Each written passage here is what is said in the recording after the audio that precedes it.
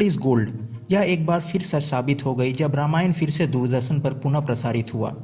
Lockdown में पापा, दादा और पोते तीनों जनरेशन के लोगों को जोड़ने का काम करी रामायण काफ़ी लंबे अरसे के बाद दूरदर्शन को फिर से टीआरपी रेटिंग पे नंबर 1 पे बना दिया।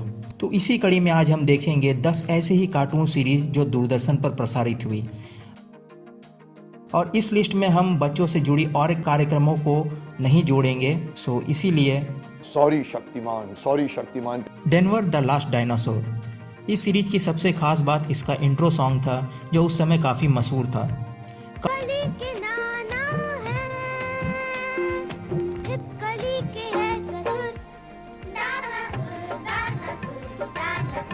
कहानी 4 दोस्तों की है जिन्हें अचानक एक दिन एक डायनासोर मिल जाता है और वो लोग उसे अपना पालतू बना लेते हैं, और आगे इनके साथ क्या होता है यह सीरीज की कहानी है। और कौन भूल सकता है इसके विलन मालपानी को। सही इंसान से मिले हो दोस्त, मेरे पास तुम्हारे लिए एक बहुत अच्छा सौदा है। ही मैन। यह कहानी एक इटर्निया के राजकुमार की है जो अपने आप को एक महाबली योद्धा में बदलने की क्षमता रखते हैं और इस दुनिया को बचाने के लिए स्केलेटर की काली शक्तियों से लड़ता है। इस सीरीज का सबसे बेस्ट पार्ट इसका इंट्रो था।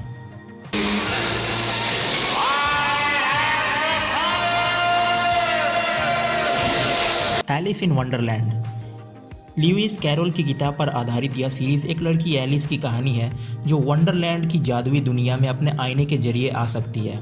इसमें कई सारे किरदार थे, इनमें सबसे लोकप्रिय किरदार पान की बेगम का था।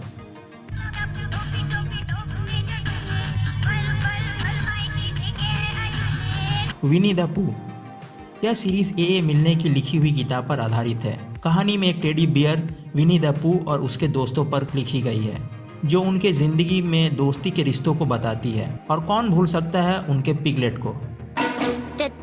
तुम खुद को क्या जवाब देने वाले हो? जब तक कुछ हाथ नहीं लगता थोड़ा सब्र करना होगा। स्पाइडरमैन।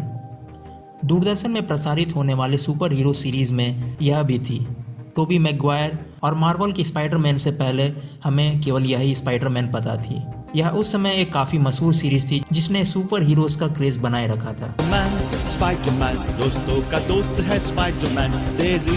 सिंदबाद जहाजी। यह सीरीज मशहूर सिंदबाद और उसकी 7 यात्राओं पर आधारित है जो कि अरेबियन नाइट्स किताब के एक हिस्से से ली गई है। हर रविवार को सुबह 11 बजे प्रसारित होने वाली इस सीरीज़ में एनिमेशन और हिंदी डबिंग काफ़ी अच्छी है और यह यूट्यूब पर भी अवेलेबल है। Aladdin.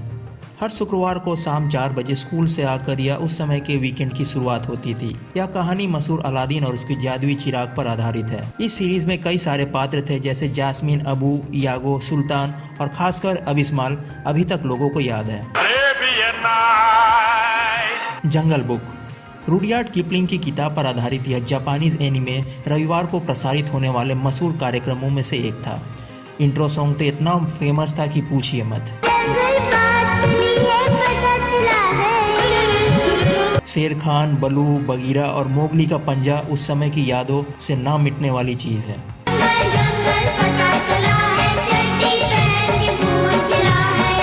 Duck tales. Uncle Scrooge को भला कौन भूल सकता है, और खासकर उसका गाना। जिंदगी तूफानी है जहां है डक पर। पैसे की लालच मगर एक अच्छा दिल अंकल स्क्रूज को हमारे बचपन की खास यादों में से एक बनाती है। यूई, ड्यूई और ल्यूई, डेजी को भला कौन भूल सकता है। और हम उस समय केवल 2 ही पायलट को जानते थे, उनमें से एक था लॉन्च पैड मैकक्वैक, और बीगल बॉयज की शैतानियों को भला कौन भूल सकता है। टेलस्पिन।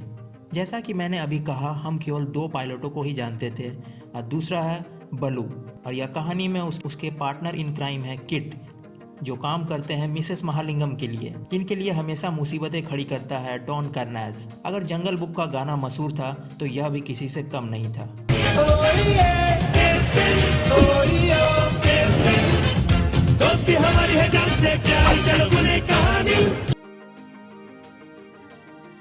अगर मैंने इस लिस्ट में कुछ छोड़ दिया है तो प्लीज़ कमेंट सेक्शन में लिखें, या फिर इनमें से कौन सा आपका फेवरेट था यह भी बताएं।